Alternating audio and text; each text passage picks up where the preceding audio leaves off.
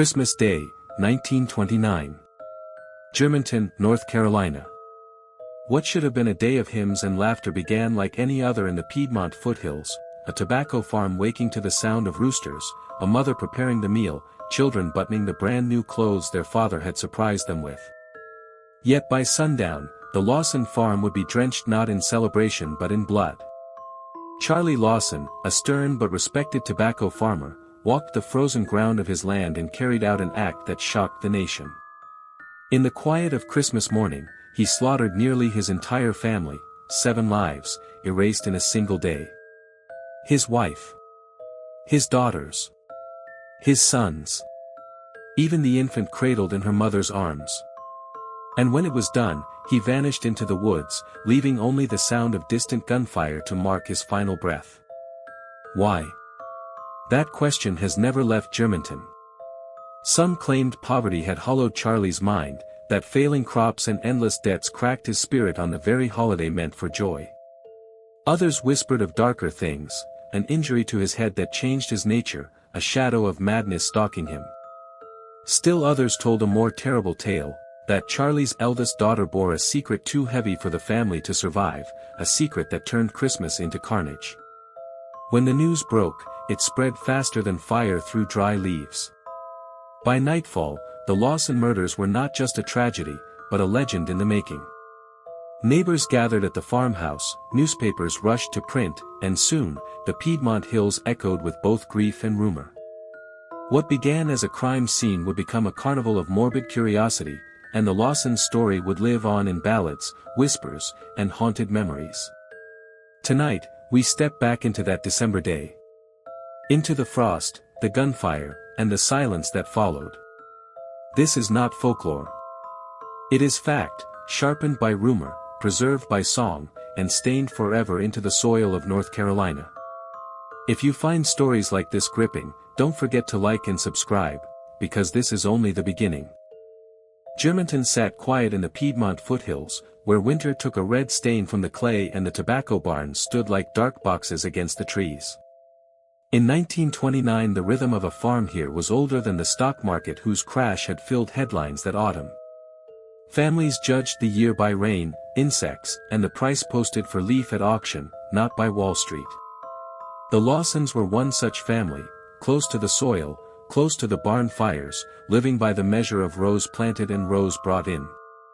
Charlie Lawson was the man the neighbors knew first, compact, strong from work, a man of few words and fixed habits.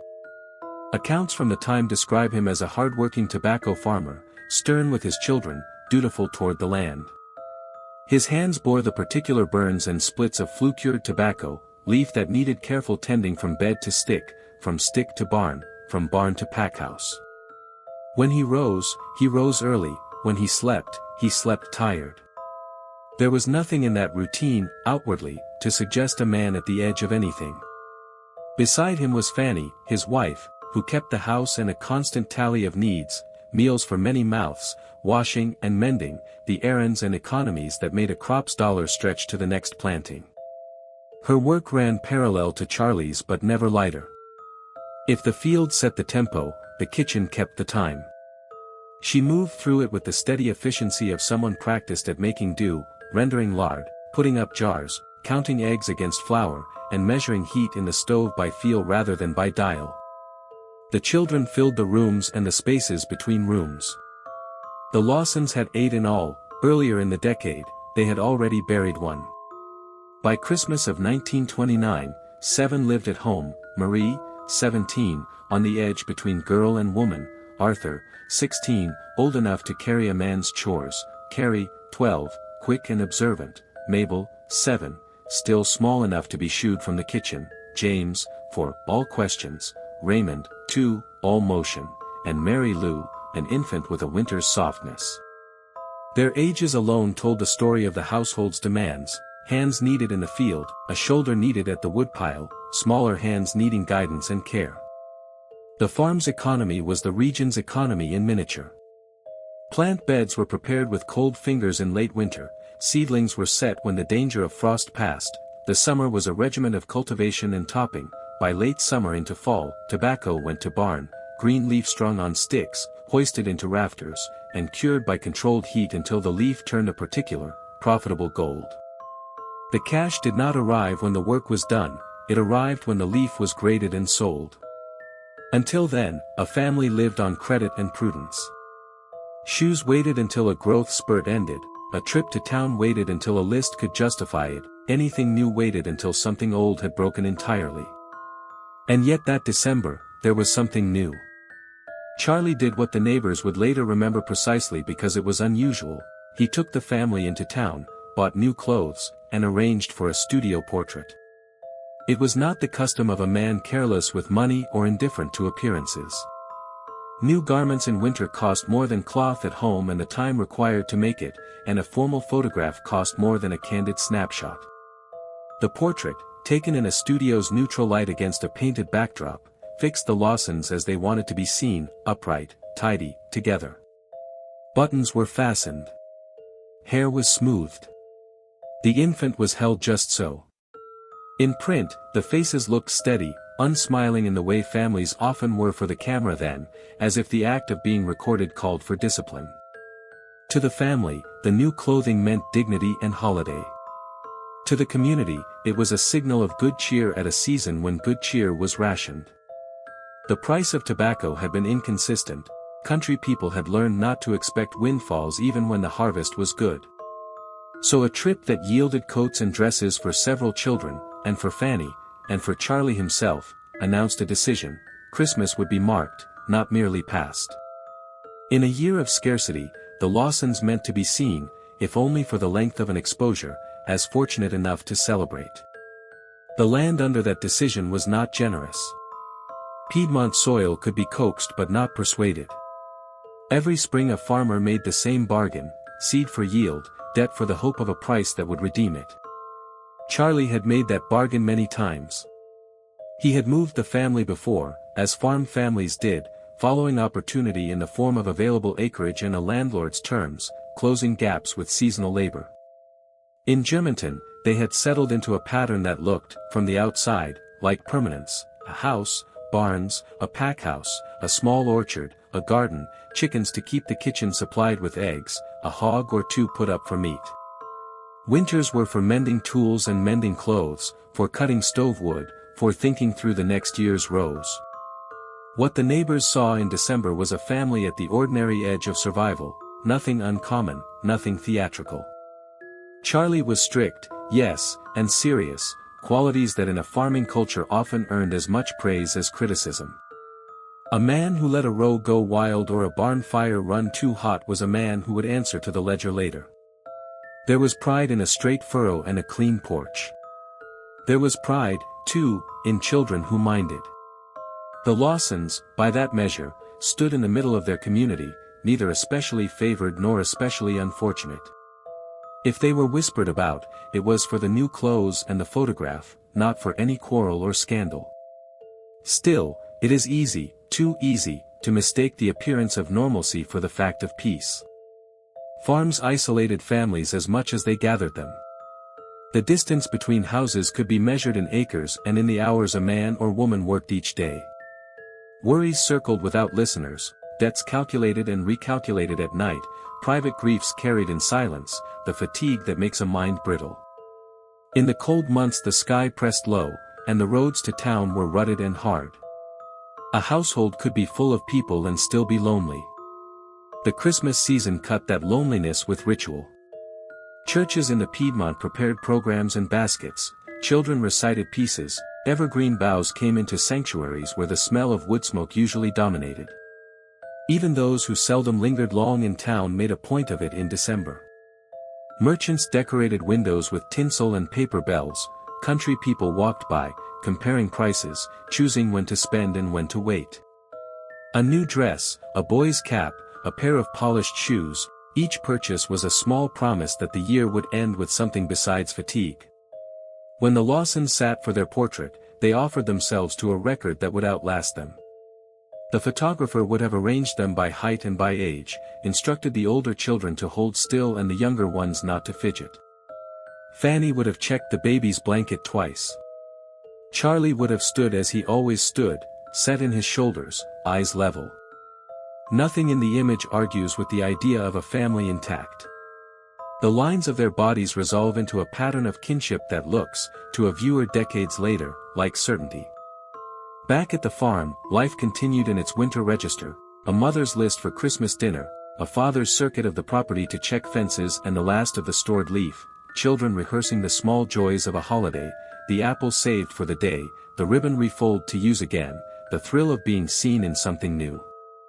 There were errands to run and chores that did not observe the calendar, animals to feed, wood to bring in, water to carry. The season's warmth, when it came from labor completed and from the pleasure of having one's own under one roof. To tell the Lawson story truthfully requires this slower beginning. It requires the tempo of work and the inventory of ordinary things, the kitchen table where dough was rolled and cut, the porch where boots were wiped, the narrow stair where children bunched and whispered, the pegs by the door where coats hung. The tragedy that would follow was not suspended in air above an empty stage, it descended into a room already full of particular lives and objects. Without that, the story becomes a legend too quickly, and legends are poor at honoring the details that made a day a day. So when neighbors later repeated the fact of the new clothes, they were not being morbid. They were, in their way, returning to the last point at which the Lawsons were comprehensible, a father marking a holiday, a mother approving the expense, children delighted to be chosen and dressed. The portrait that month captured the intention behind the purchases. It captured, too, the fragility of such intentions in a place where a year's luck could turn on weather and where private storms brewed with no barometer to warn the county. In the structure of this tale, the photograph stands like a hinge. On one side lies the farm life laid out above, a sequence of tasks, a tightening of belts, a small, proud expenditure for Christmas. On the other side lies the event that would make the Lawson name known far beyond Stokes County. The hinge does not creak when it turns. It is oiled by habit and hope. It swings, and only later do we recognize the moment in which the room's air changed. In their house near Germanton, winter light coming early, a holiday approaching, new garments folded in drawers or hung on pegs, the portrait's ink barely dry. The land is asleep and the barns are quiet. A season of respite appears to have arrived after a season of work. And yet the image that survives, the one with buttons fastened and faces set, will do double duty before long. What was purchased for celebration will be touched again under another kind of light, and not by those who wore it. But those new clothes would soon be worn not for celebration, but for burial. Morning came cold and colorless to the Lawson place. The barn roofs held a thin lace of frost, the red clay had crusted hard enough to ring under a boot heel. As with any holiday on a working farm, chores asserted themselves first, animals to feed, fires to coax from last night's embers, pans set out for the noon meal. Inside the house, there was the bustle particular to Christmas, small hands rubbing sleep from their eyes, older ones helping tie ribbons, the hush of a mother moving through rooms with a list in her head. The new clothes, bought days earlier, hung ready. For a few hours, the farm looked aligned with the calendar's promise. Then Charlie set the day on a different track. He called for Arthur, 16, broad-shouldered, used to being sent, and gave him an errand that could not be argued with. The town lay a little way off, the roads were rough, the air biting, and a boy sent on Christmas understood that necessity outranks celebration. Later, people would say the chore was for ammunition or supplies, something practical that would explain the timing and the distance. Whatever the stated purpose, the effect was simple: Arthur left the house. He was out of range. What followed began not in the rooms where the family had gathered but in the open, near the tobacco barn, that dark box of a building that had shaped the family's labor for months. Carrie, 12, and Mabel, 7, headed that way, reportedly to visit relatives or to run a small task. Farm children knew the property's paths like a second alphabet, they did not walk them with fear. The barn's bulk made its own weather, a chill that lingered in shadow even as the morning light lifted. The ambush was mechanical in its speed. Charlie waited where the path narrowed, where the surprise would cost the least effort. The shotgun cracked once, then again, the sound emptied of echoes by winter air. One girl fell forward, the other to the side. The ground bit their palms and the fabric of those new clothes. Reports later agreed on two things, that he fired at close range, and that he made sure afterwards, beating the small bodies with the blunt end of the gun or with a clubbing motion, to erase any doubt. It was not rage that marked that moment so much as a decision carried through. Death in the open leaves a particular quiet. Birds disturb and resettle. The air seems to refuse its own movement. For a few breaths, the farm must have looked unchanged, barn doors closed, the yard empty, the house with smoke rising as before. Then he turned toward the porch. Fanny was there, crossing the threshold, perhaps calling to a child, perhaps noticing the oddness of a second shot. The porch at a farm is a threshold between labor and living, a place to sit, to cool, to shell peas, to wipe boots before stepping inside. She did not have time to treat it as anything but a line. The muzzle rose, the shot struck her, the body that had kept the household's rhythm collapsed where home begins.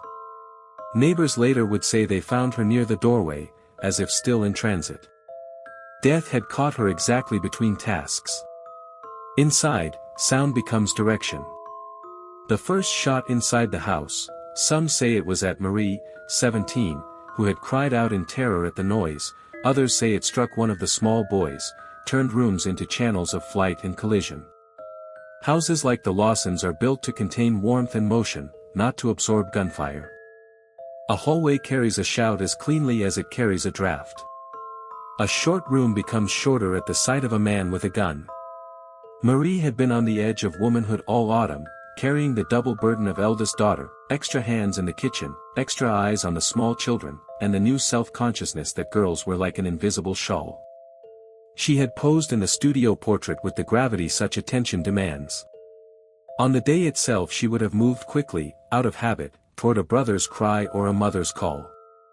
Charlie found her in that movement and killed her, shot at close range in a house where there was nowhere to place a wall between shooter and target.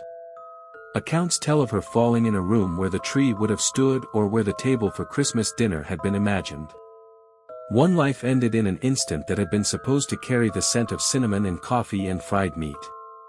James, 4, and Raymond, 2, were still small enough for instinct to overtake them, hide behind a chair, behind a stove, behind a mother's skirt. Children that age do not understand shots as heralds of death, they understand loud as bad, father as authority, floorboards as places to make oneself small. Charlie moved through the rooms without the interference of hesitation. He shot them as he found them, one hiding, one running, a child's plea reduced by the concussion in the air to a high keening that could not change the trajectory of a man who had rehearsed this walk in his mind. No one speaks of a method for killing an infant because language recoils. Mary Lou, 4 months old, lay where an infant lies on a winter morning, in a mother's arms or near the hearth, nested in blankets, the world limited to the next feed, the next warmth. He did not use the gun on her. He used his hands or something he could swing. Bludgeoning is a word a courtroom uses when it needs a collective noun for a private act of unmaking. A baby cannot flee or plead or even frame the outrage of the noise to herself. The blow did not have to be accurate. It had to be delivered. There are details witnesses insist on repeating because they carry meaning beyond themselves. One is the way he left the bodies. In the barn lot, the girls lay where they fell, but near the house, a different order took hold. He is said to have crossed arms, to have set a pillow or folded coat under a head, to have made a tableau that denied, in its neatness, the violence that created it. It is the habit of some killers to tidy what they have shattered. Whether the gesture was piety or perversity cannot be known, it read, in that room, as control.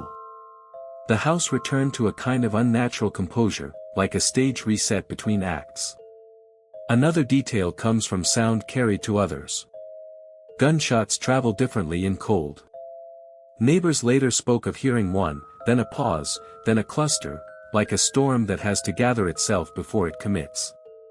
A farm is not a city, a shot can be a hawk alarm for the chickens, a man testing a load, a hunter taking a rabbit on the holiday. But repetition forces attention.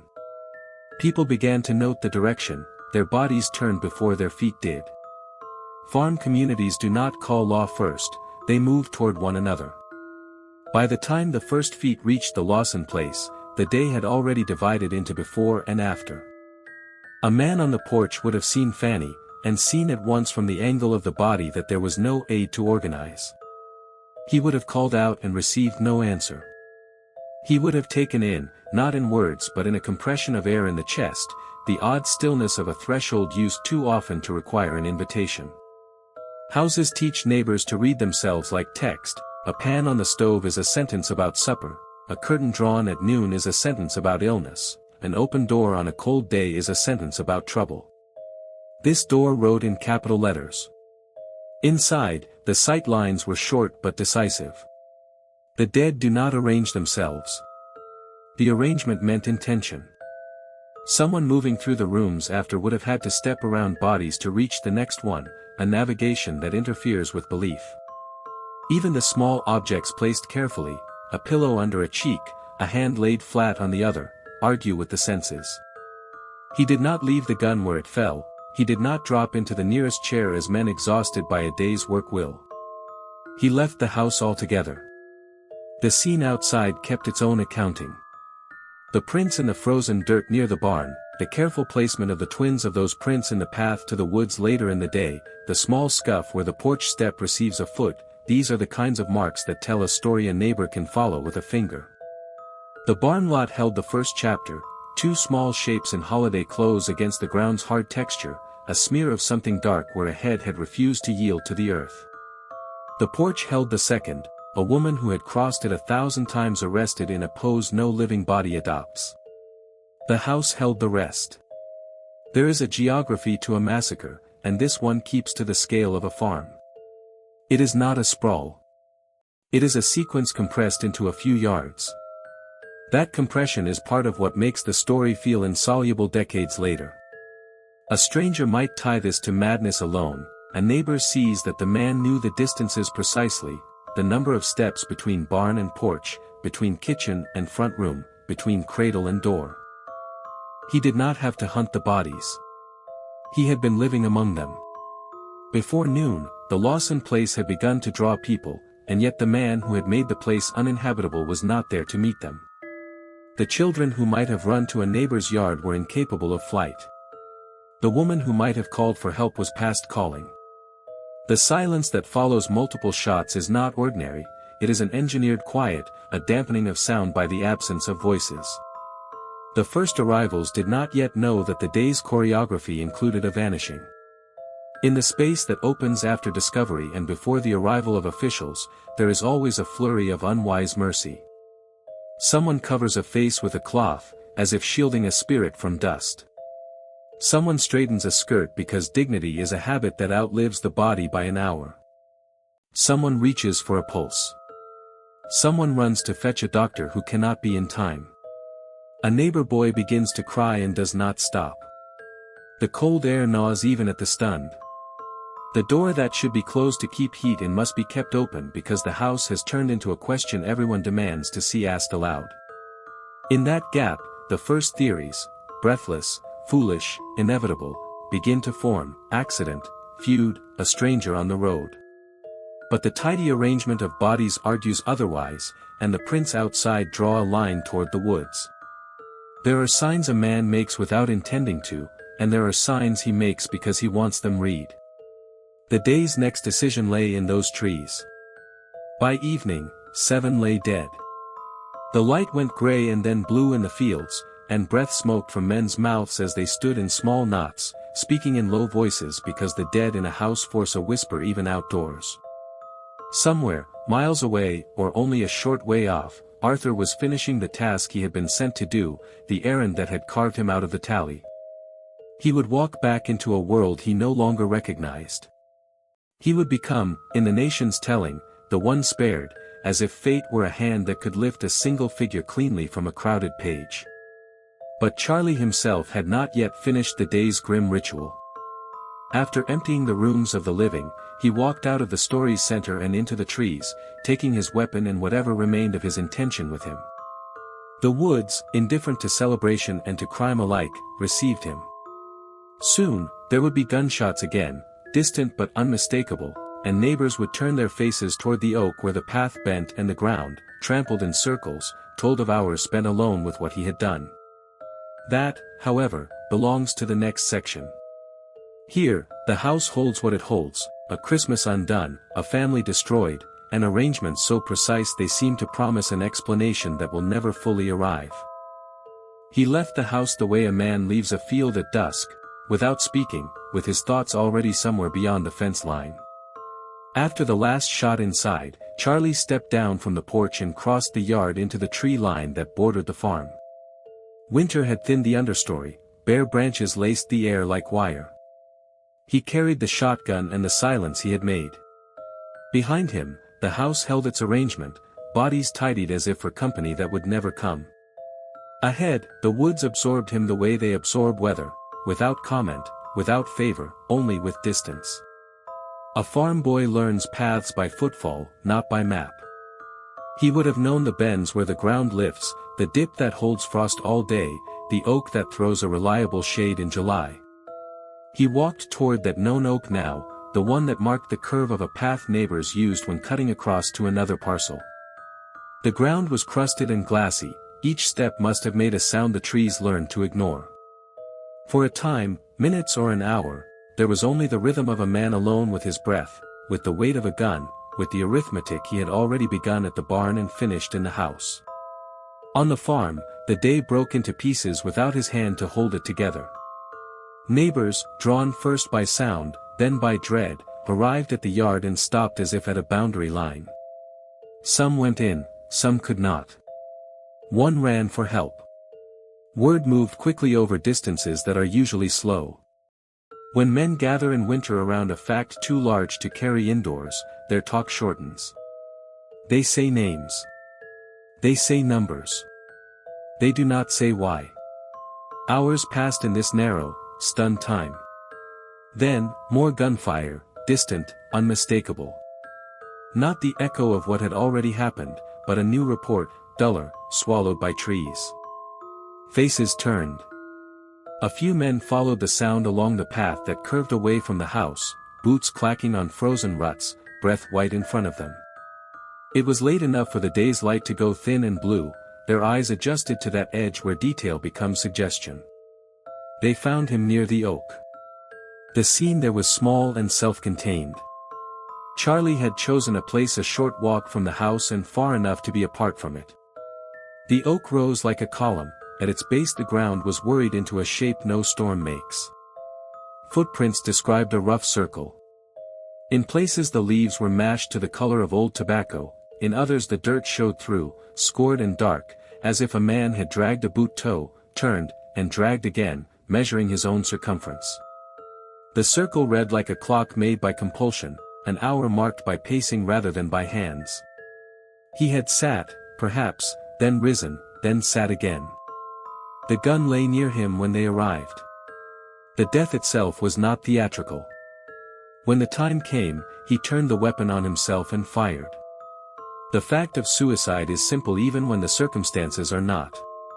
The men who found him read the simplicity first, a body slumped near a tree, a weapon in reach, the finality even before anyone dared touch pulse or wrist. One of them, because there is always one, took off his hat. Around the immediate spot were signs that he had not come here to flee, only to end. A cigarette butt? A wad of chewing tobacco spat and frozen, those details dissolve in retelling because they will not hold still. What held still was the path of feet. It circled, not in panic but in deliberation, as if he were rehearsing angles in the air, or buying time from himself. There is a kind of waiting that looks like courage to observers and like delay to the man doing it. Whether he prayed, or talked to himself, or kept silence cannot be known.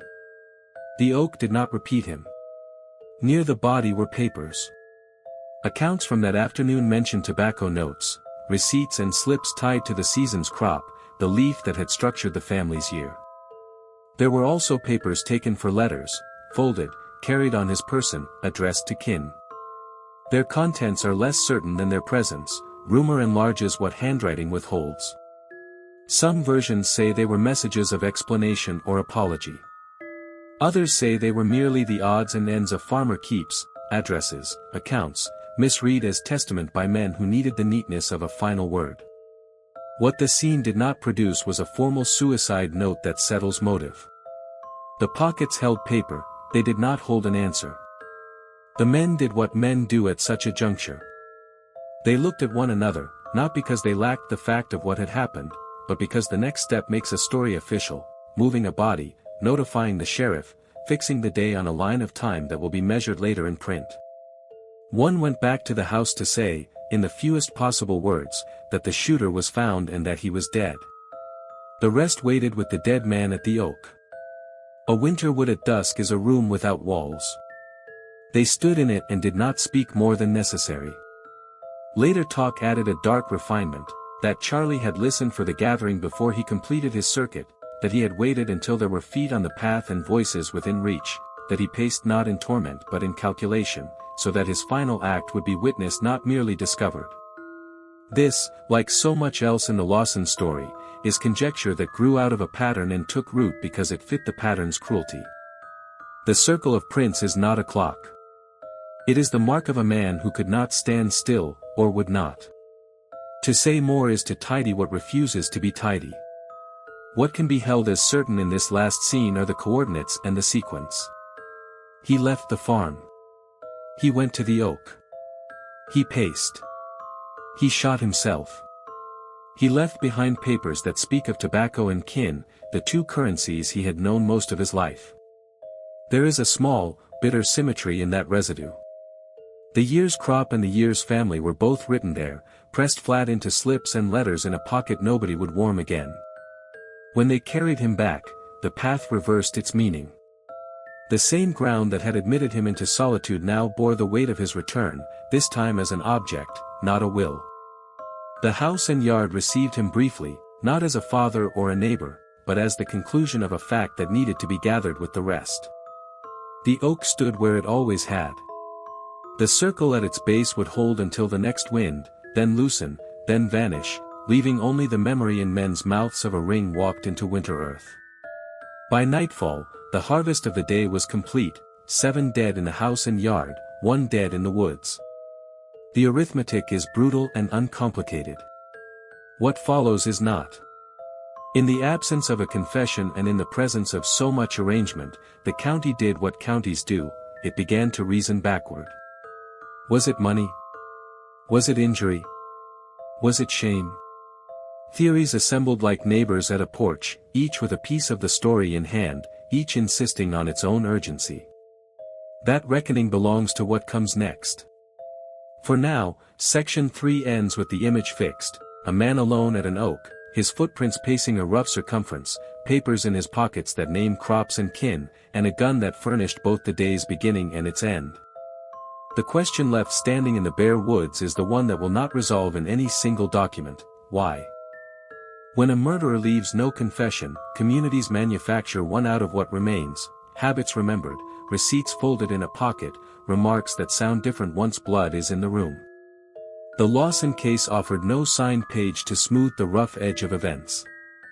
What it offered instead were patterns, of money and labor, of injury and rumor, of preparation that looked like ceremony. Each pattern became a theory. None closed the circle. 1. Money, the arithmetic of a hard year.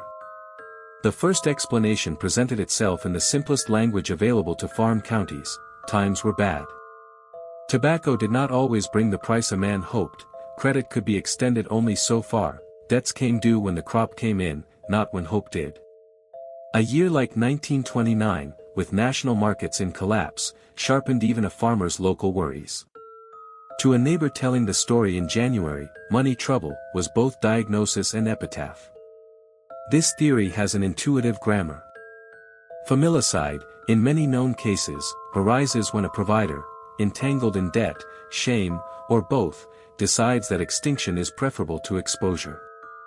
The logic is brutal: if ruin is certain, he becomes the final arbiter of who suffers it.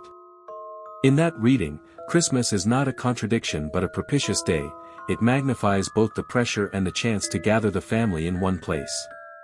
But the money theory stumbles on stubborn details. If Charlie Lawson was destitute, why the new clothes?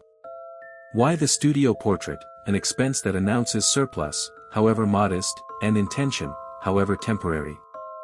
People who knew the family later insisted that while the Lawsons were not well off, neither were they singularly desperate.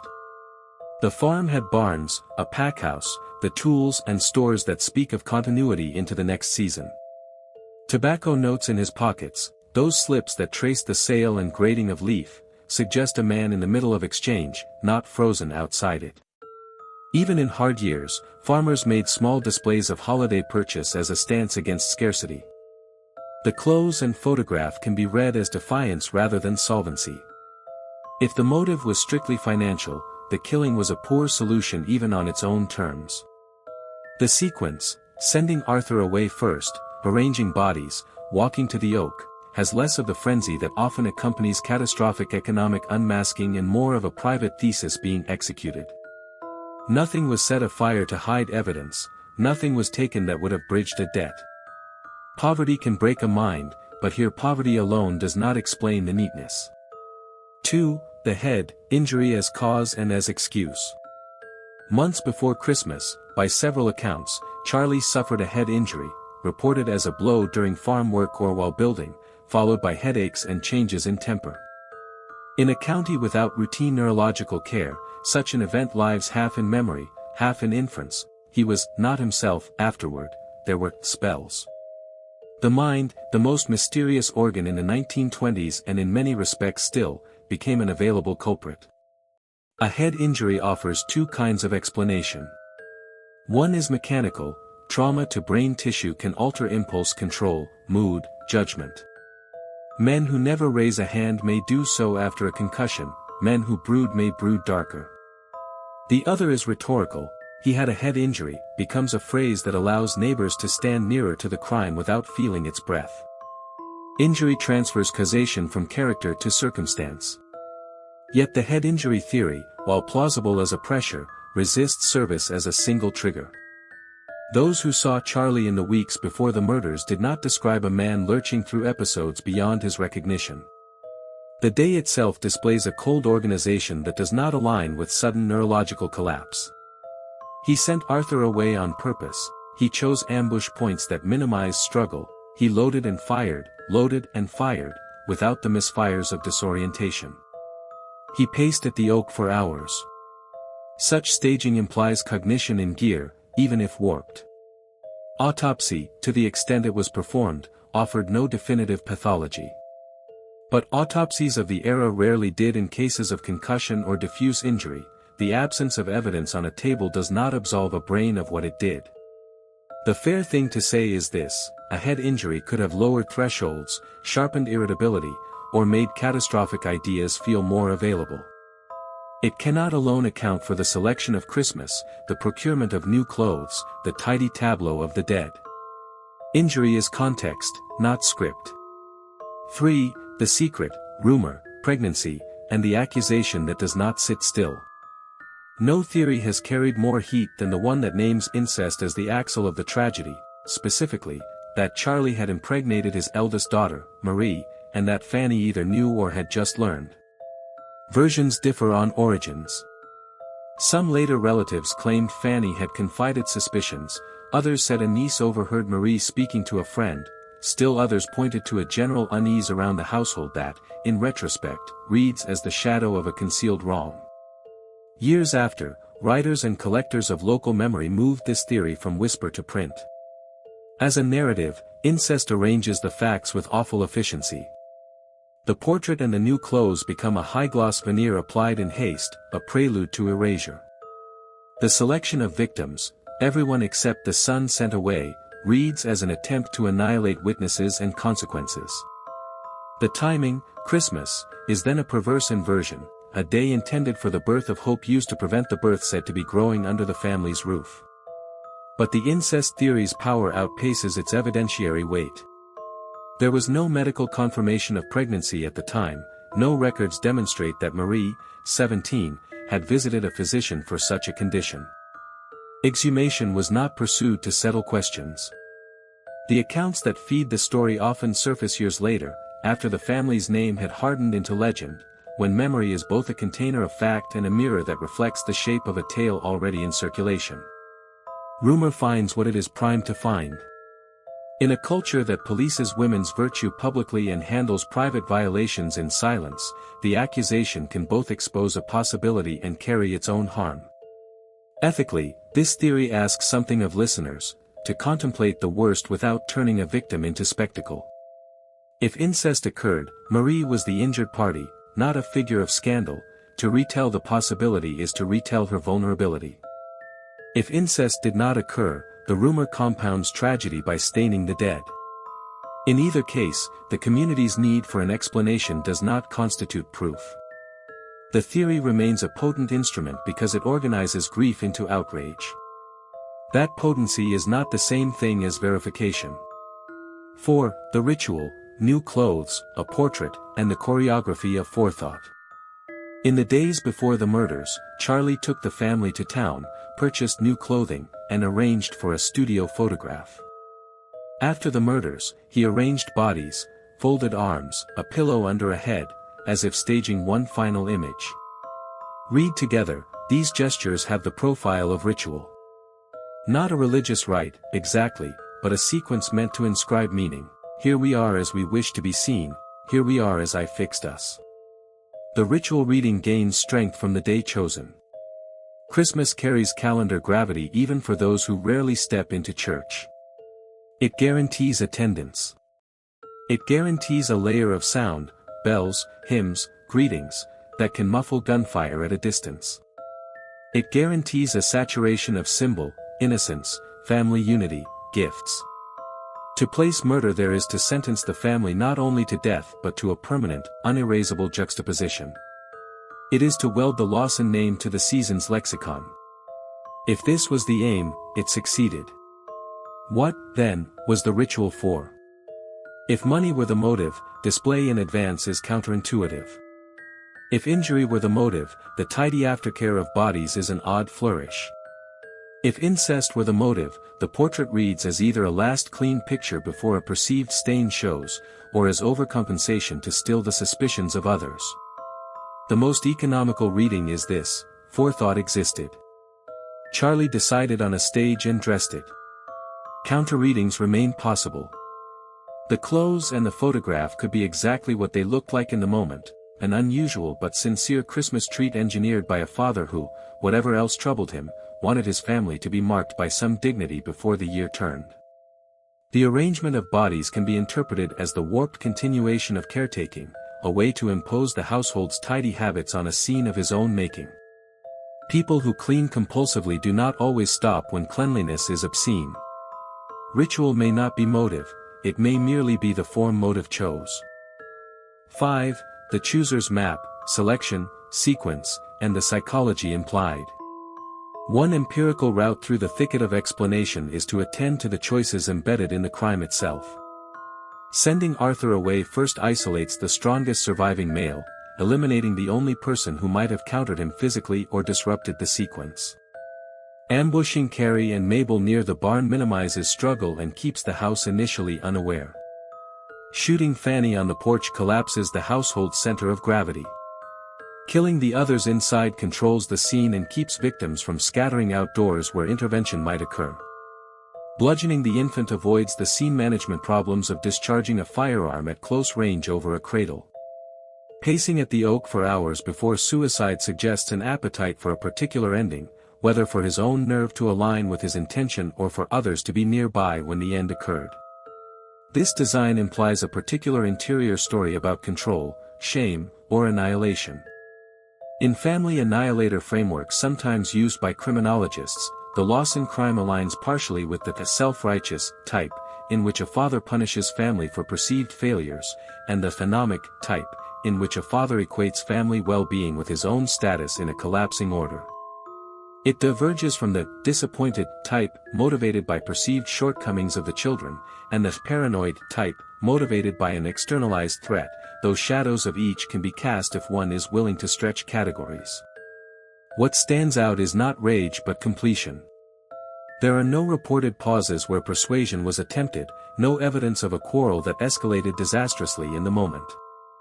The day unfolds as if a list were being checked: barn, porch, rooms, infant, woods. That appetite for completion can grow from many soils: a mind that has slipped its normal guardrails, a moral calculus bent by doctrine or delusion, a catastrophic secret convinced it cannot bear light. Psychology here is not a label to be slapped on so much as a reminder that, absent confession, we infer from structure. The structure says, he planned. 6. The pressure cooker, secrecy as a regional instrument. Appalachian households of the era were not unique in their silence around private matters, but the geography sharpened the habit. Distance between houses, the workday's length, and a culture of not airing laundry conspired to keep domestic crises sealed. Church and kin networks offered help, but they also enforced reputation. A woman suspected of tolerating a husband's temper could be pitted and still be judged. A man suspected of failing to provide could be counseled and still be shamed. If a catastrophe was building inside a house, it often had to burst before the county had permission to see it. This cultural context does not assign motive. It does, however, help explain how a catastrophic decision could mature without intervention. If incest rumors were true, secrecy would have been both shield and weapon: shield for the abuser, weapon against the abused. If injury was the prime mover, pride might keep a man from broadcasting vulnerability. If money was central, a farmer's identity as competent provider would resist confession until the day confession became moot. The same reserve that keeps a community dignified under strain can keep it blind until blind is fatal. 7. Weighing what the theories explain, and what they do not. Put all this together and a composite picture emerges: not an answer, but a shape. Money troubles may have built the scaffold, a head injury may have loosened the joints, a secret, whether incest or some other shame, may have supplied the rope, ritualistic forethought may have set the hour and called the witnesses. The crime is overdetermined in one sense: too many pressures are plausible. It is underdetermined in another: none alone accounts for the precision in the day. 2 cautions preserve honesty here. First, the temptation to prefer the most lurid theory should be resisted unless supported by firm evidence. Folklore loves a villain who is also a violator of taboo. It keeps listeners from having to sit with the more opaque terror that ordinary men sometimes make extraordinary choices. Second, the temptation to adopt a single clean cause as a kindness to the living should also be resisted. Simplification offers relief, not truth. What the case does reveal, with painful clarity, is how people reach for meaning after meaning is destroyed. The clothes become a code, the portrait a relic, the oak a monument. Theories grow where graves are shallow and questions deep. The Lawson murders needed a reason large enough to bear the weight of 7 small coffins and 1 larger one. No single reason is strong enough, so the county, then the state, then the region braided them. 8. The last unsatisfying paragraph. A reader might ask for verdicts. The record will not give them. If we privilege planning, we drift toward ritual plus secret.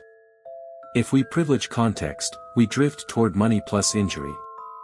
If we privilege community memory, we drift toward the incest account that relatives later risked telling in their own names. Any of these arrangements can be argued, none can be proven to the standard that would quiet a courtroom. What remains, when we strip away our need to be done, is a winter room, arranged with terrible care, and a man in a grove of trees who paced circles into the earth before erasing himself. Between those 2 images stretches a chain of motives no historian can solder into certainty. The chain is rusted and incomplete, we can touch it, count a few links, and admit how much is missing. And because explanation faltered, the house itself had to carry the burden that theory could not. It turned, almost at once, from a scene to a site, from a private room of slaughter to a public chamber of meaning. Strangers would pay to climb the porch steps where Fanny fell, to stand in the rooms where Christmas unraveled, to press their palms against the walls as if wood could answer. In the absence of a confession, a building became the mouth that would tell the tale. That transformation, grief into spectacle, is where the story goes next. In the first stunned hours after the killings, neighbors moved through the Lawson house with the respect custom owed to the dead, hats off, voices low, hands careful. By the second day, the road began to change.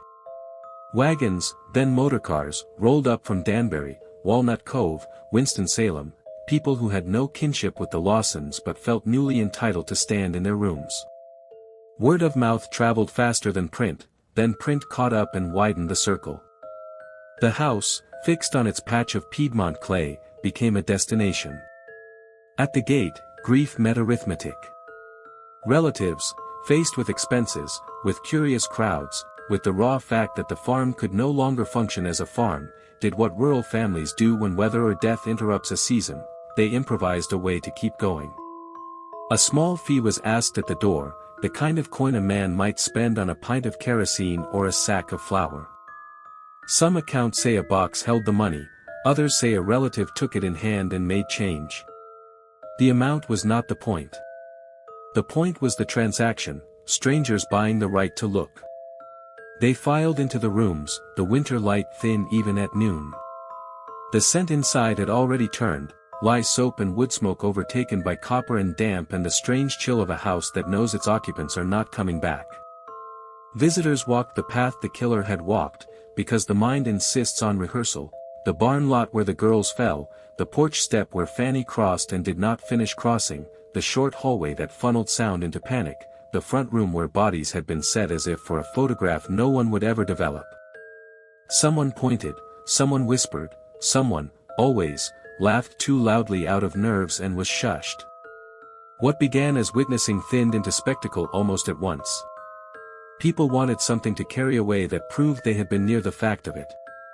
They plucked splinters from door jambs and tucked them into pockets. They scraped flecks of darkened matter from a floorboard with a pocket knife. Tobacco leaves, still hanging or stacked in the pack house from the season's cure, became relics when rumor said blood had touched them. A visitor wrapped a leaf in newspaper as if it were a saint's bone. It is an old human tick: reduce the vast to a token, make horror portable. The house offered other tokens without trying. In the kitchen sat what had been meant for Christmas, the makings of a dinner, a cake the eldest girl had baked. Later tellings insist that the cake was lifted from oblivion and set beneath glass to keep visitors' fingers off the sugared top. Still others remember raisins going missing, plucked one by hands that could not leave a symbol alone.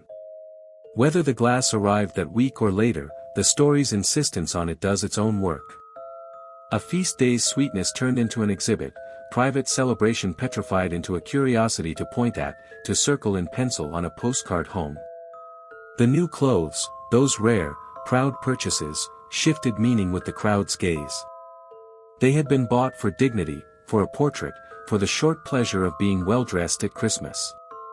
Displayed now, they bore the irony the county could not stop repeating: garments order-picked for joy, repurposed by the narrative into burial attire. Some items were hung where visitors could see, so the story could say, these. It is easy to accuse the living of indecency in that gesture. It is harder to acknowledge how often survivors use objects to map their loss, to anchor a chaos that otherwise has nowhere to land. Outside, the yard developed stalls of its own kind, men selling refreshments to the influx, boys offering to mind a horse or a motorcar for a nickel, a woman with a basket of sweet buns catching the eye of someone who had not expected to be gone from his own table so long. Somewhere between pity and commerce stood the relatives counting coins against a ledger of funeral costs, repairs, and the question of what, if anything, the place could become spring. Visitors argued the morality of the fee even as they paid it. The argument lost to curiosity and the region's bedrock pragmatism: winter is expensive, death more so. Newspapers arrived and taught the scene how to perform for them.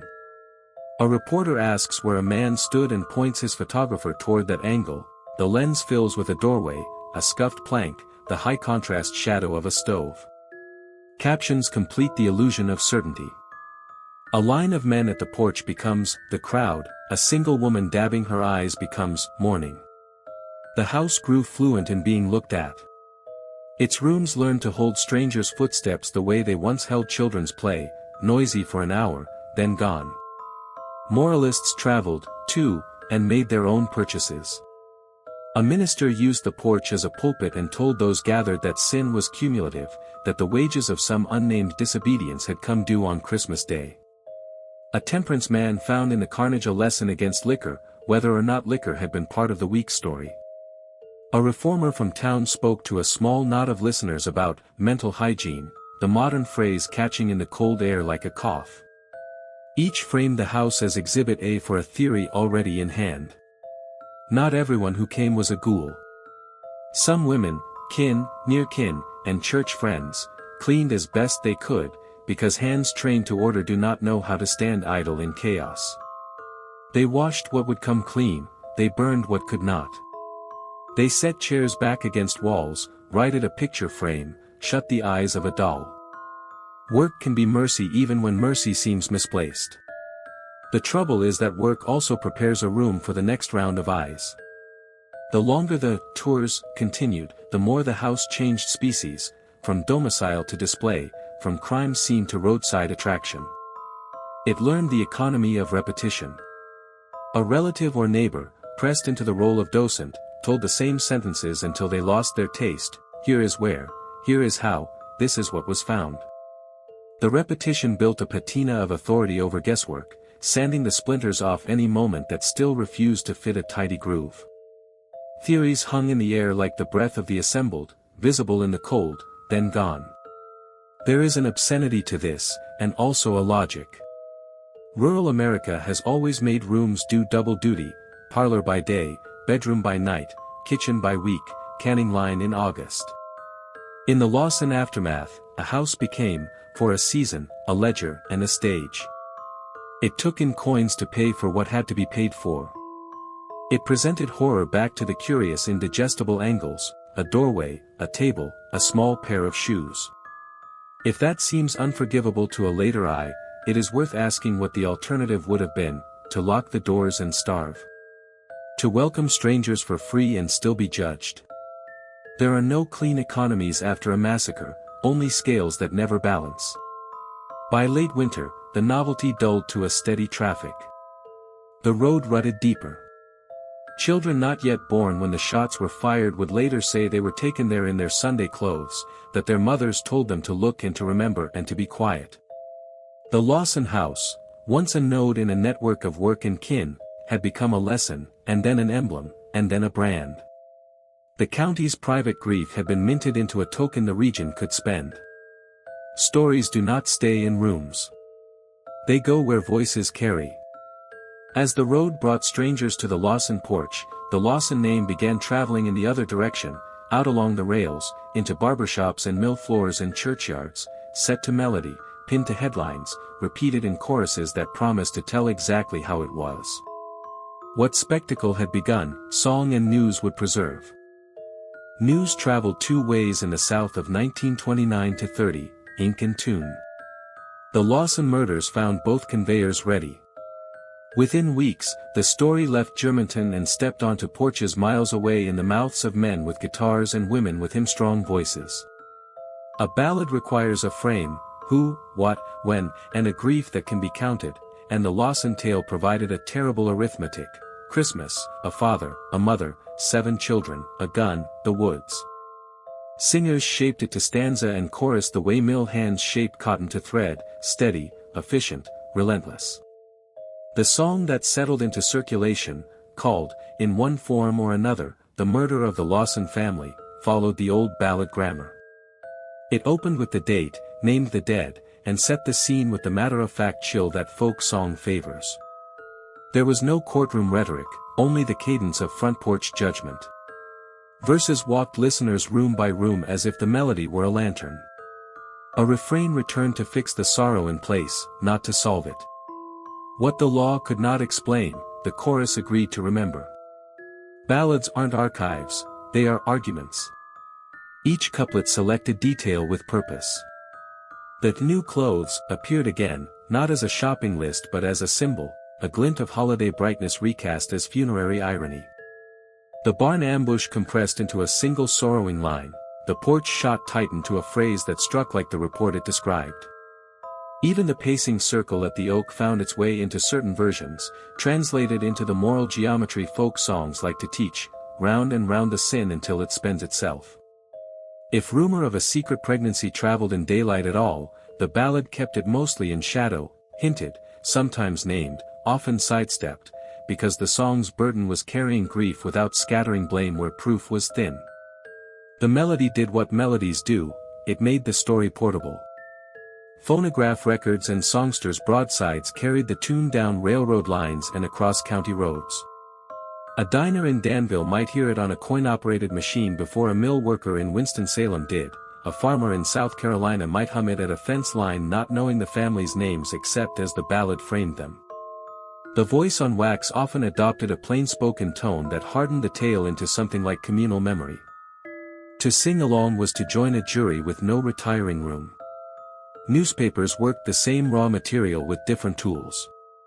Editors prized the story's contrast, Christmas cheer and cold-blooded murder, and laid it out in fat type.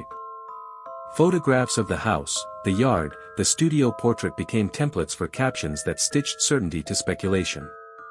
One week a column invoked money pressures in the language of national panic, the next gave room to an injury to the head, phrased like an alibi without a defendant. By the time rumors of incest reached print, they arrived diluted by euphemism but electrified by taboo.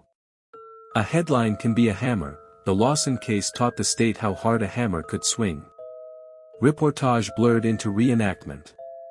A Sunday feature would reconstruct the killer's day, in a sequence of asserted thoughts, what he must have felt walking to the barn, what he likely decided on the porch, until verbs of certainty were doing work adjectives of caution should have done. When papers quoted neighbors, selection did the silent editing, sorrow that asked for privacy sat beside outrage that demanded explanation, and the composite produced a chorus louder than any single voice the county had actually raised. Readers many miles away came to think they knew the Lawson rooms because the rooms fit so neatly into the column's frame. Between ballad and broadsheet, a new species of the tale evolved, Appalachian Gothic, with its resolute setting and its moral weather. The hills offered a backdrop that required no stagehand, barns like dark boxes, red clay hard as iron, frost that carries sound for miles. The season, Christmas, supplied iconography without effort, bells, hymns, candles, gifts. Into that set, legend cast its preferred characters, the stern father, the saintly mother, the innocent children, the whispering neighbors, the implacable oak. Every retelling sanded splinters off the facts until the story fit the listener's palm. In this mythic register, Germanton became less a dot on a map than a litany of images. Say the name, and people pictured the studio portrait before they could point to Stokes County. Say the date, and the ear expected the ballad's cadence more than the coroner's clock. Even those who resisted the sensational found themselves speaking in its vocabulary, the Christmas murders, the Lawson tragedy, because language, once carved, is the easiest path through bramble. It is tempting to scold the past for this alchemy, as if we ourselves had learned not to turn pain into product. But the mechanism survives in modern dress. Where a broadside once hawked the latest verses, a radio spot promised a special report. Where a traveling singer once strapped a guitar to his back, a regional station spun a record that could be switched off only by sleep. The appetite is the same, to touch horror and then retreat, to borrow someone else's sorrow for the length of a song and return it unspent. And yet, for all the trade in feeling, the ballad and the broadsheet preserved what silence alone could not. They kept names in mouths, they fixed a date, they insisted that the dead be counted and recounted. The cost of that preservation was distortion, rumor upgraded to motif, theory to refrain. The benefit was memory that would not rot with the porch boards. Folklore is not justice, but it is a kind of endurance. Endurance is what the living carried. Arthur Lawson, spared by the errand that morning, walked into a country that sang his family's end back to him in stores, at fairs, on street corners. He could not escape the chorus without leaving the county itself. The house would fall to ruin by degrees, but the tune did not. As the years turned and the forest reclaimed edges of the farm, debate stayed loud, money, injury, secret, or all braided into one catastrophic will. The Lawson murders had become what America calls a family secret, except the family was gone and the secret was public property. What remains to reckon with is not the song or the headline but the long residue they left, the afterlife of a Christmas where bells and gunfire still ring together in the Piedmont hills. Arthur came up the road at dusk on Christmas Day, 1929, with the errand done and the world he knew already gone. In the years that followed, the spared son became the bearer of what could not be spoken aloud, survivor's arithmetic that always ends at the same remainder. He tried to live inside ordinary nouns, work, wife, children, but the county's extraordinary verb kept finding him, remember. The story trailed him to stores and job sites, to churchyards and depot benches, until memory felt less like what the mind keeps than what keeps the mind. He died in 1945, young, the ledger of his life brutally short, a man measured in the length of an afternoon he did not spend at home. The farm, stripped of its purpose, leaned into ruin by inches. Seasons pressed their slow verdict, porch boards cupped, shingles lifted, the packhouse sagged at one corner like a mouth losing a tooth. Blackberry vines took the fence line, then the fence. In summer, you could stand at the lane and smell only honeysuckle and clay, as if sweetness and earth had elected to deny history a scent. In winter, frost wrote its pale script on the empty windows and the oak beyond, and the yard read like a sentence with words missing. Houses forget themselves unless someone insists they remember. The Lawson place remembered because voices would not let it go. Historians and folklorists kept returning, measuring rumor against affidavit, song against ledger, memory against map. They have not agreed, and perhaps agreement would be a kind of disrespect, too neat for a thing made of absence. Money? Injury? A secret that deformed a household from the inside? The files are thin where they most need to be thick. The ballads are thick where they most need to be thin. Between them lies the truth's shadow, exact in outline and unreachable in substance. What remains certain is small and terrible, a mother, 7 children, a father who became executioner, and a holiday that cannot be said in Stokes County without the faint taste of iron in the mouth. The Lawson murders endure among America's darkest family tales not because the case is grand, but because it is intimate, rooms we can picture, chores we recognize, a tree we could find by walking. The scale is domestic, the wound is national. So the closing image refuses to fade, a winter morning, a straight path to a barn, a porch that is a line between worlds. Bells from town carry thin over the fields, a shotgun answers from the house. What should harmonize collides? Even now, in the mind's ear, December in the Piedmont rings with both at once, carol and report, hymn and echo, 2 notes that, joined together, refuse to resolve.